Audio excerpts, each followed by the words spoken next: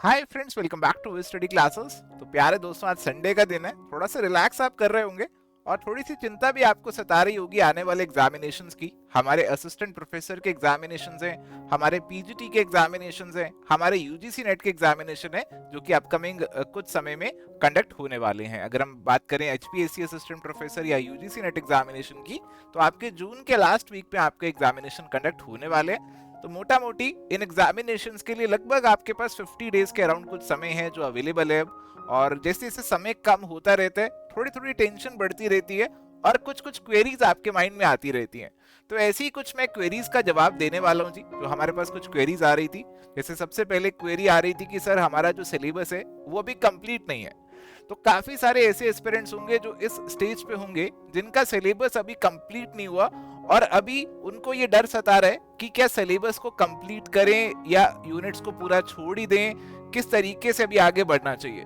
देखो जी, आपका सिलेबस अगर आप 100% कंप्लीट नहीं भी कर पा रहे तो बिल्कुल ध्यान से सुनना, तो भी कोई प्रॉब्लम नहीं है, तो भी कोई दिक्कत वाली बात नहीं है। बट ऐसा नहीं करना कि पूरा का पूरा यूनिट आप छोड़कर चले जाएं। जैसे लेट सपोज अगर आप सोच रहे हैं कि मैं पूरा का पूरा बिजनेस स्टेटिस्टिक्स छोड़ जाता हूं क्योंकि मेरे को समझ में नहीं आ रहा है, तो एक ब्लंडर हो जाएगा।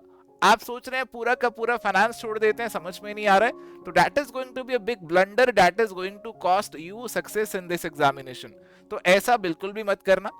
अगर आपको कोई यूनिट मुश्किल लग रहा है, समझ में नहीं आ रहा, बीट स्टेटिस्टिक्स, फाइनेंस या कोई और भी है, तो उस पूरे के पूरे यूनिट को छोड़कर नहीं जाना है। उस पूरे के पूरे यूनिट में कुछ टॉपिक्स तो ऐसे होंगे ना जो आप आंसर कर सकते हो, जो आप पढ़ सकते हो, आपको समझ में आ जाएंगे, तो उतना उतना करके चले जाइए। 100% नहीं कर पा रहे तो कोई दिक्कत नहीं है, बट 50%, 60%, 70% जितना आप कर पा रहे हैं उतना करके जाइए।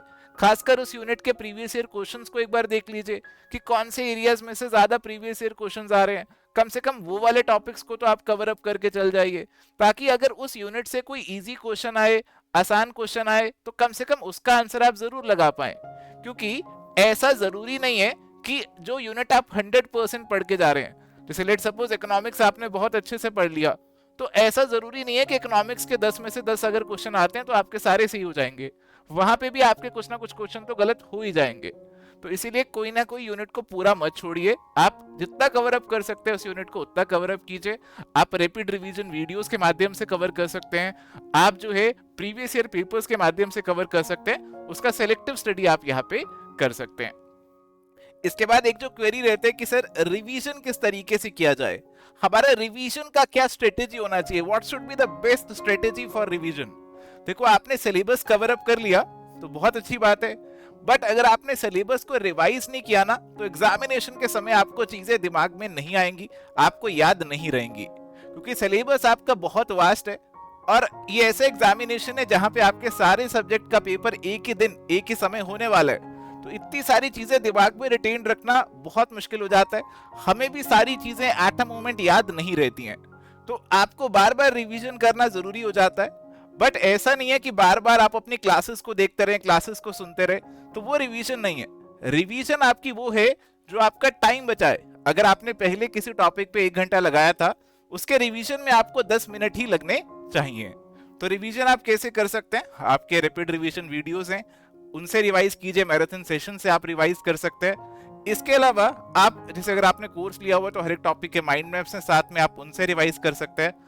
आपने अपने कुछ नोट्स बनाए हुए हैं तो आप अपने नोट्स से रिवाइज भी कर सकते हैं। इसके अलावा रिवीजन का एक बहुत ही बेहतरीन तरीका होता है रिवीजन थ्रू प्रैक्टिस या रिवीजन थ्रू एमसीक्यू।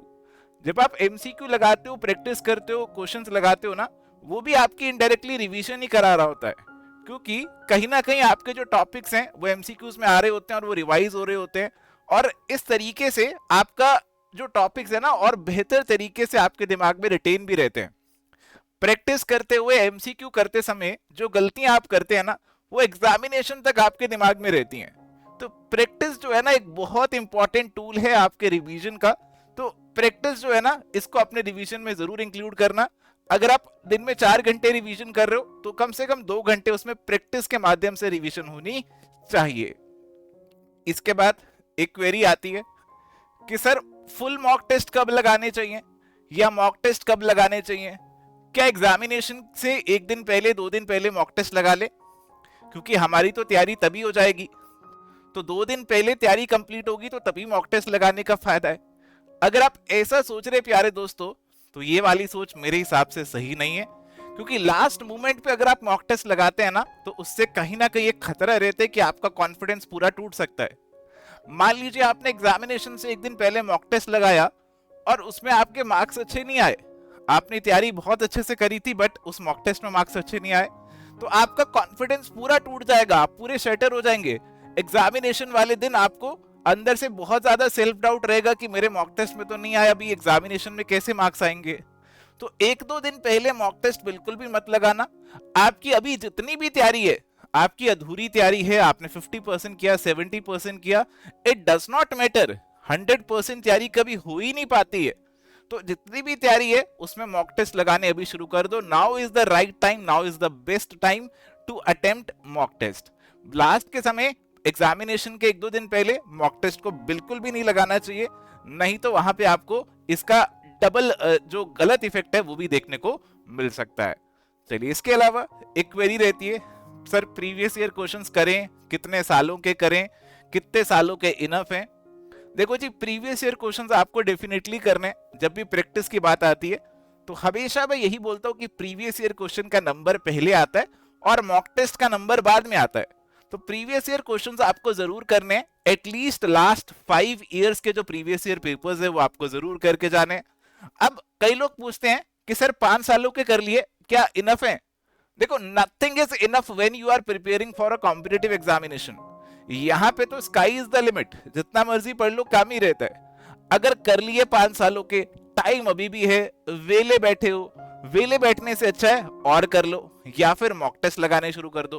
तो वेले बैठने से अच्छा आप और ज्यादा लगा सकते हो, बट अगर आपके पास और कोई काम है और कुछ चीजें आप कर रहे हैं तो हाँ, कम से कम 5 सालों के फिर भी आपको जरूर करके जाने हैं प्रीवियस ईयर के सवाल। तो प्यारे दोस्तों, ये कुछ सवाल थे जो आप सभी लोगों के माइंड में चल रहे होंगे और मैंने कोशिश किया कि मैं कहीं ना कहीं इन सवालों के जवाब आपको देने की कोशिश करूं।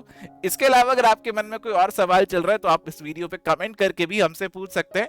आज प्यारे दोस्तों, एबी स्टडी क्लासेस के सभी कोर्सेज पे आज से एक मेगा सेल स्टार्ट हो रहा है, जिसमें आप सभी कोर्सेज पे अच्छे खासे डिस्काउंट्स अवेल कर सकते हैं। तो प्यारे दोस्तों, जो कोर्सेज की डिटेल है वो एबी स्टडी क्लासेस की ऐप और वेबसाइट पे आपको मिल जाएगी। आप कोर्सेज को, अभी एग्जामिनेशन बहुत ही पास है तो एक लिमिटेड टाइम के लिए भी ज्वाइन कर सकते हो। हमारा यूजीसी नेट का जो कंप्लीट कोर्स है, अभी आप उसे केवल 60 डेज के लिए भी ज्वाइन कर सकते हो।